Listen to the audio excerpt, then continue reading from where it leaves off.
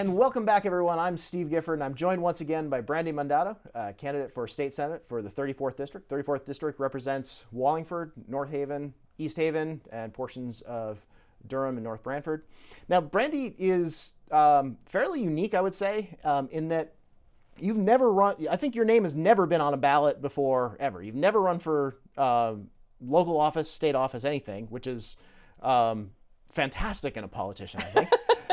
So, can you tell the viewers a little about your process of going from community advocate and very involved in your community to taking this step of running for state senate? Sure. I have spent the last 20 years working in economic development and workforce development. And over that time, I've worked very closely with local, state, and the federal government to think about what the policy ecosystem has to look like to allow all people to thrive. And so for the first decade or so, I worked really closely on programming, but programming that leveraged funding from government at all levels. And I, through implementing and designing these programs, saw where things fell short, saw where things fell apart, and then saw where things really allowed people to thrive. So for the last 10 years or so, policy has been a component of the work that I've done. So organizing advocacy days to talk with state officials about workforce policy, thinking about how workforce investment boards leverage dollars and streamline them into the community so that they can develop and design strong programming. And the more I got into the policy work, the more I saw that as a real change lever. And so I've spent several years now working with policymakers of all political backgrounds to really shape and design legislation and strong policy that gets us to where we need to be in terms of economic and workforce development. It's generally a bipartisan supported effort. Our Workforce Innovation and Opportunity Act, our sort of landmark federal workforce program, has bipartisan support, and the devil's in the details. And it's been my responsibility to make sure that people on the ground and people that are benefiting from services their voices are reflected in that legislation. So you saw running for office as a natural extension of making improvements in people's lives, making change, but from the inside rather than trying to exert change from the outside. Yeah, and I think my point of view has always been that running for public office is an incredible honor. It is such a responsibility and comes with so much trust from the community. And I was always excited to support candidates I really cared about. And this is a time in this election, in this race, where I really see, based on the needs of the constituents in the district, an opportunity to support them and provide a point of view. Yeah. So, first-time candidate, and you have a demanding full-time job. You have young kids at home. What does that look like? What does being a candidate look like on top of all that? I mean, it looks like being a woman, because so often we have a full-time job, be that taking care of our children, or a full-time job, and then are managing our households and are managing school, and then are also taking care of our community. I don't know a woman in my life that doesn't sort of juggle 3 jobs. And so this feels like an extension of that. It's also one that I took very seriously because I waited a long time to become a mom. And I adore my children and would much rather be spending time with them than anything else. And when I was talking to my husband, he said, what kind of world do you want the girls to live in? And you are the kind of person that can make that world a reality. So that was a big part of why I ran. I knew that I had the full support of my family, my friends, and I am incredibly lucky that I have such a big network that can lean in, that can babysit, that can help with things. I also am incredibly lucky that I have a job that allows for flexibility and service like this. And I recognize that it's an incredible privilege to be able to do this. And part of why I wanted to do this is because people like me don't generally have an opportunity to run for things like this. People like me don't have, family wealth or passive income.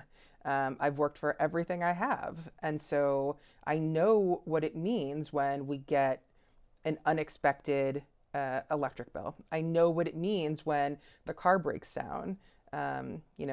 Growing up, I knew what it meant to balance which bill you were going to pay this month and which bill you could pay next month, and how to put dinner on the table to feed all the kids. So I see how directly what we value and what we invest in at the state level impacts families. So I know I've seen, for example, pictures on your social media. You're out door knocking with Rebecca Highland in Wallingford. Mm-hmm. What are some of the things people are talking about with you when they answer their doors? Yeah, it's been really nice because we are talking to people, again, across the political spectrum.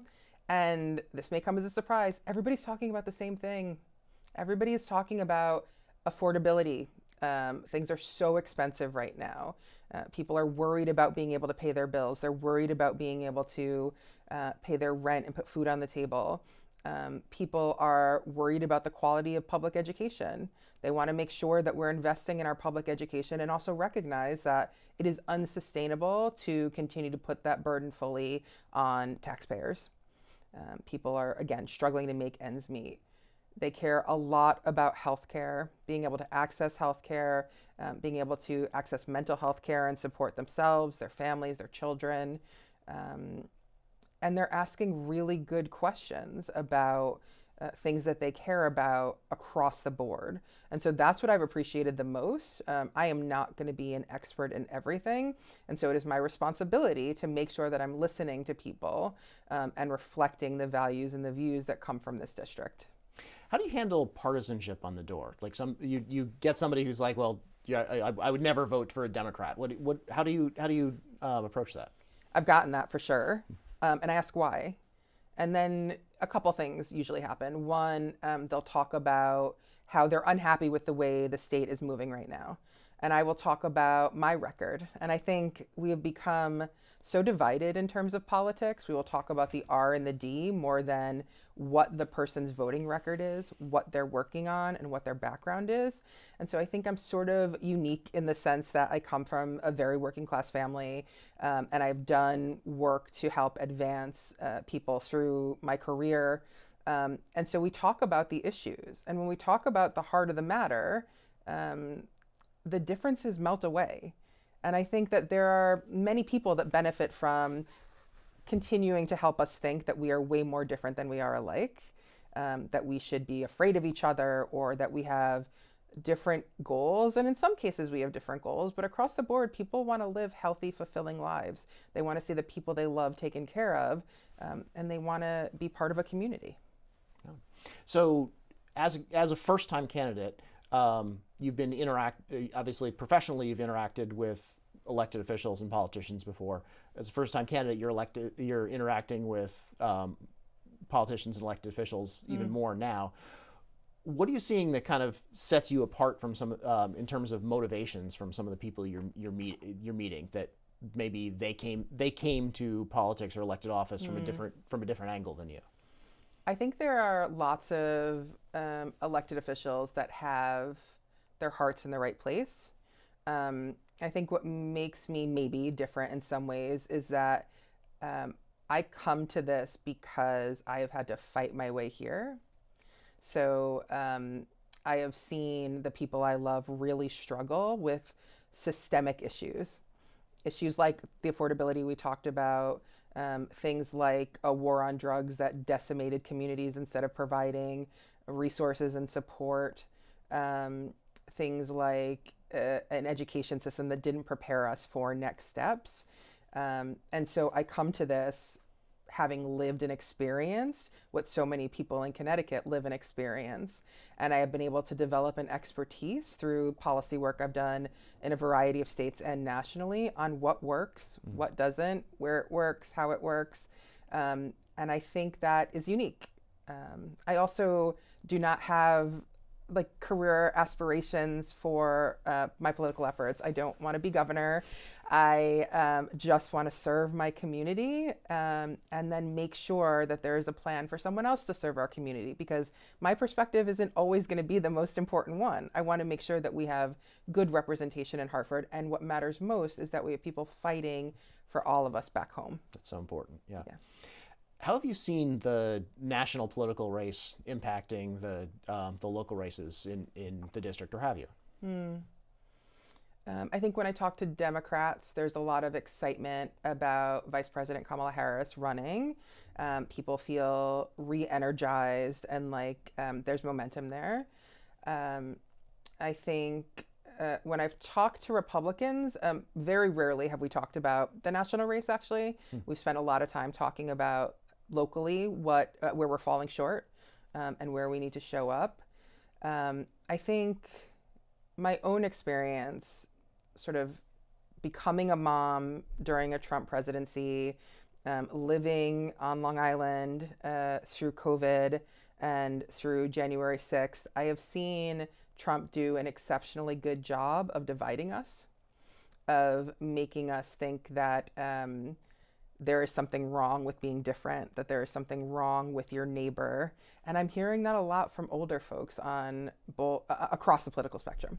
I'm hearing from Democrats that they're terrified about what happens on November 6th if he wins.